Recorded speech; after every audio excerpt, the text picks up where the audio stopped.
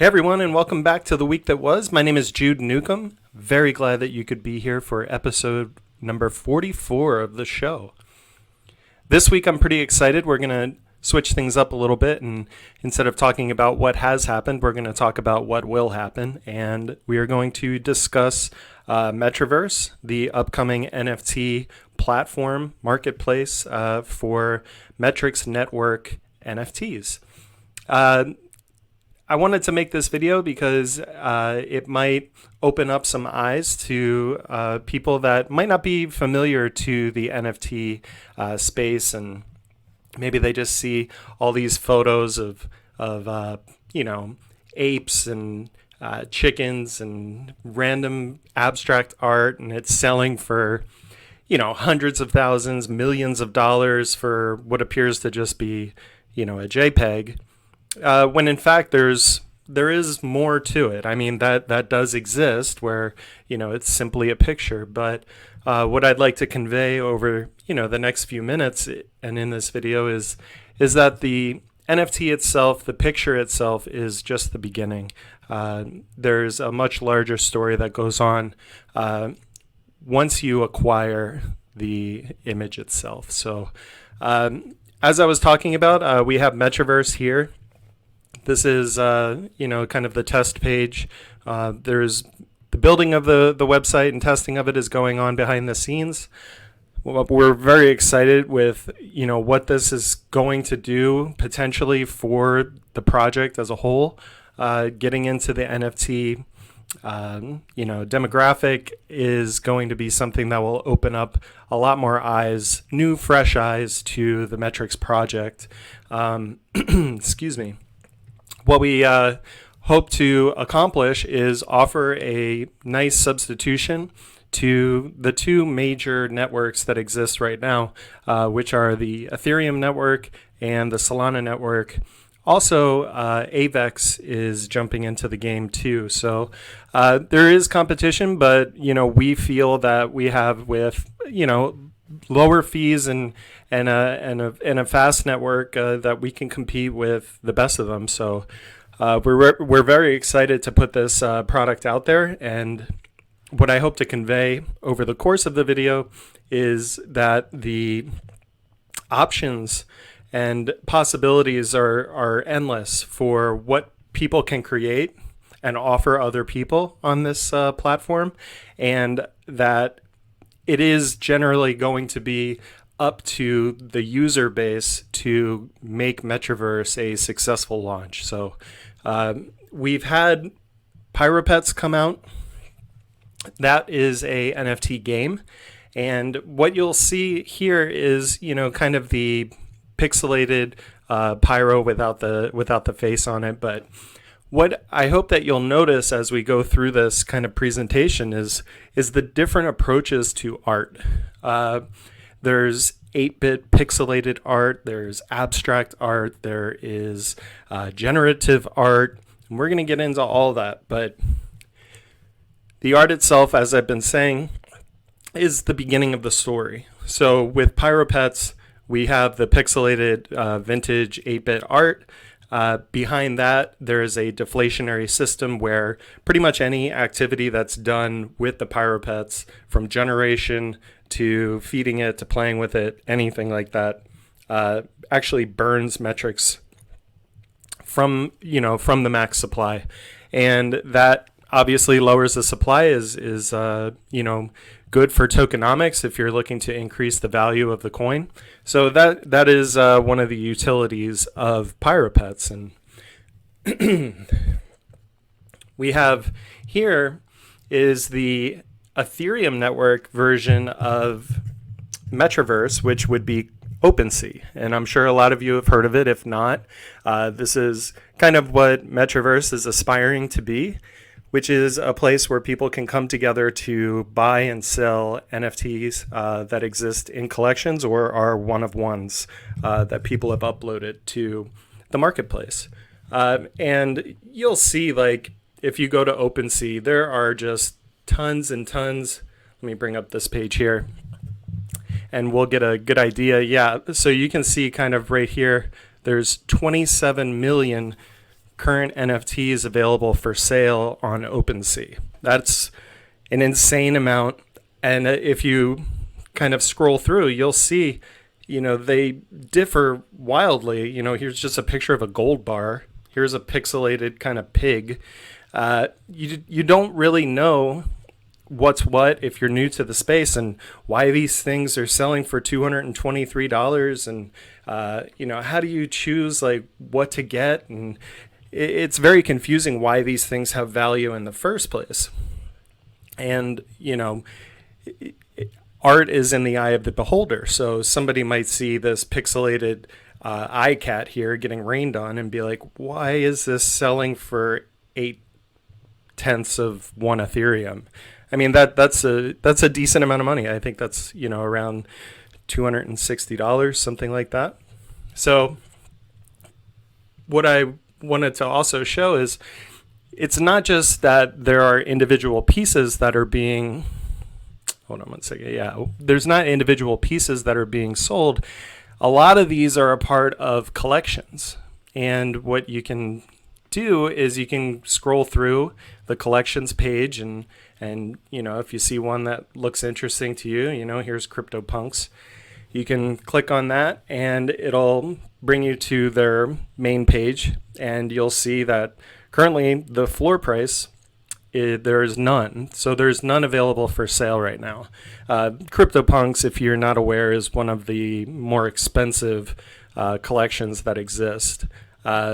And what floor price is, here I'll give a better example. With Bored Ape Yacht Club, the floor price here is 92 Ethereum.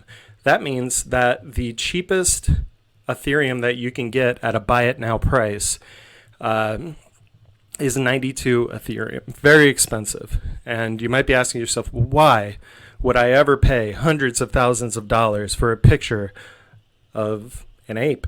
And the question is answered with access. What these NFTs do is give you utility and access to things that you did not have before you owned it. And there are people that will pay a lot of money for that, and there are people that won't pay anything for it. It's really, like I said, in the eye of the beholder. But you can see, you scroll through and you can see that there are some that have bids on them. This one is, valued at 95 Ethereum, which was $310,000. And, it's just, it can get pretty wild. Now, OpenSea, as I said, is for the Ethereum network. One of the major exchanges for the Solana network is a site called Magic Eden. And Magic Eden, very similar. I have dark mode on. I like dark mode a little bit more. These are all of the different projects from their homepage that are being promoted right now. And as you can see, just like with OpenSea and the Ethereum network, the artwork varies. And some of these are animated, some of them aren't. You can go to the collections page and you can kind of see what are some of the more popular ones, what are some of the new ones. This is all collections. So just like with OpenSea, I mean, you can really get lost. And without doing research, just like you would do on a crypto coin, you could really make a mistake with what you buy, because some of these projects might have, poor teams. They might not be working on the product. They could just be outright scams where, there's no development being going on, and these are just copies of other collections. You really have to do some research and figure out if there is a future with the product, if the utility and use cases that they're providing in the background after you have access to acquiring one of their NFTs is worth the price to you. And if you feel that that price will go up or down, you're speculating just like you would with a crypto project or a stock or any kind of asset. Here we have Magic Eden's most popular page. So these are the top collections of the past 7 days as far as their volume is concerned. So you have a product called Lux Real Estate, you have Balloonsville, Portals, Heathenland, Monkey Labs, Senshi Samurai, and the list goes on and on. All of these are the most popular. You get the most liquidity going on for trading. And one of the products, I just wanted to pull up randomly to show you some examples of what use cases can be, because you'll see right here this product called, this collection called the Suites, right? The floor price is, you can see right there, 16.5 Solana, sorry. There's 16.5 Solana is the floor price. Now that's, I'm trying to do quick math. That's about $2,000, something like that. Maybe a little over $2,000. And this is the marketplace right now. So you look at this and you say to yourself, wait a minute. These are all pictures of the same door. Why are some of them selling for 16 Solana? And why are some of them down here selling for 20? And if we go from price low to high to, let me see if I can pull it up. Yeah. From price high to low, you'll see that, the most expensive ones here are selling for 10,000 Solana for an owner's suite, whatever that is when you first come to the page. An executive suite here is selling for 777 Solana. These are expensive prices compared to what was on the floor. So the suites, their utility is that these are all metaverses. And what you can do is, as it says here in the description, have you ever wanted to virtually meet and hang out with like-minded fans of a team, sport, esport, or event in a single place? Introducing the Suites, an exclusive collection of virtual hangouts on the Solana blockchain. Built by a veteran game development team from EA Sports and FanDuel with decades of experience, the Suites aim to recreate that feeling of going to your local pub dedicated to a single team. Stream live games and events in your space, audio and text chat, and make wagers in real time. This is really cool. So each of these is their own metaverse where you can, as it said, you can hang out with people, you can watch games, there's TVs in these rooms, there's arcade games, there's music, you can have a DJ play music. It really opens up. It's, as I said, it's not just a picture of a door. It gives you access to a complete new area of the internet that, that really opens up, the possibilities of how you can interact with other people. Let me go to this next page. This is one that I'm familiar with because I've purchased a few of them, but it's called the High Roller Hippo Click. And these are images of hippopotamus. And what you do when you buy them is it gives you access to profit sharing. Profit sharing in what? Well, they own a casino, an online casino. So there's 4,321 hippos all in this collection. And when you buy one, every single day, the casino, the profits that it gets, if it does profit that day, are divvied up among the people that do not have a hippo listed on Magic Eden. So all the profits, are then cut. I think 75% of the profits are then divided amongst all the people that don't have one listed, and everybody profits every single day. I think today I think it was like $5.50 for the hippos that I have. And it doesn't seem like a lot, but I mean, over time that adds up, and it's free passive income. And there's all sorts of products that do this. This is just a quick look at the casino. First, you would sign in with your Phantom wallet, which is the Solana version of MetriVerse, the Web3 wallet. And then, so this is one of their games, Blackjack. So you can play Blackjack.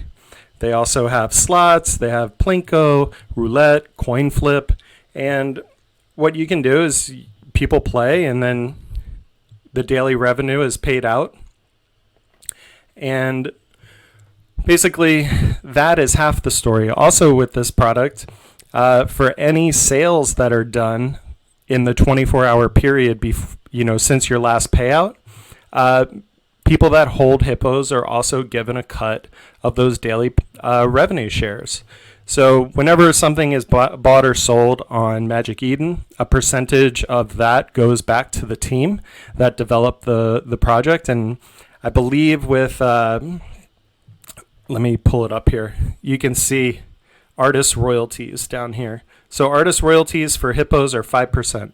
So for any hippo that's sold in the 24-hour period, 5% of the Solana that is brought in from all those sales is then given to, 75% of that is then cut away and is divvied up evenly amongst all of the people that are not having their hippos listed on the exchange during that time. It's really cool. So there's just a lot of different ways that you can earn money. And there's a lot of different use cases. I've just shown you two. And also the really cool thing about this project here with the hippos is they've partnered with the Suites, the previous project I showed you, so that their casino is actually in the Suites. So that if you're hanging out with your friends, you're watching sports, maybe it's halftime or something like that, you guys can get up from your couch and go over to the casino, arcade kind of looking game, and you can all play blackjack together or play roulette or whatever. So revenue streams can come from a lot of different places. And, one of the big questions is, okay, great. Like I understand utility and use case, but how do I actually pick a JPEG? How do I pick an image? When they all look so similar, they all kind of have different attributes, but generally they kind of look the same, and they all are priced different. So the one thing that I would say is, in a lot of these products, rarity matters, and some of the different attributes that exist are more rare than others. So let's just take this product, for example. You can see in this image right here, you can see there's kind of a castle background. Now, castles are more rare than just a regular colored background like these green and orange ones. So they're generally worth more money. And now that's up to the market at any given time, but there are less of them that exist in the collection of 4,000. So that gives rarity. Now, why would you want to buy a more rare version of the Hippo Click? Well, Hippo Click also offers staking. So you can stake your NFTs. They have their native token called Roll, which exists on a DeFi decentralized exchange called Radium. And if your Hippo is more rare, you earn more Roll. Now, Roll is currently selling for about 50 cents a coin, token. And so you can lock up, the more rare Hippo, and instead of getting 3 Roll per day, you can get up to 6. So that's why a lot of these can be more or less expensive, because the benefits can be more or less depending on what's featured in the image. And you can check rarity by going to various sites. One of them for Solana Network is called MoonRank. And you can see that they will give you the statistical rarity of each of the images of the NFTs that you're looking at. So the most rare has a king crown with a boombox and smoking a cigar with a king's robe on, and the background is a casino. So that's the most rare.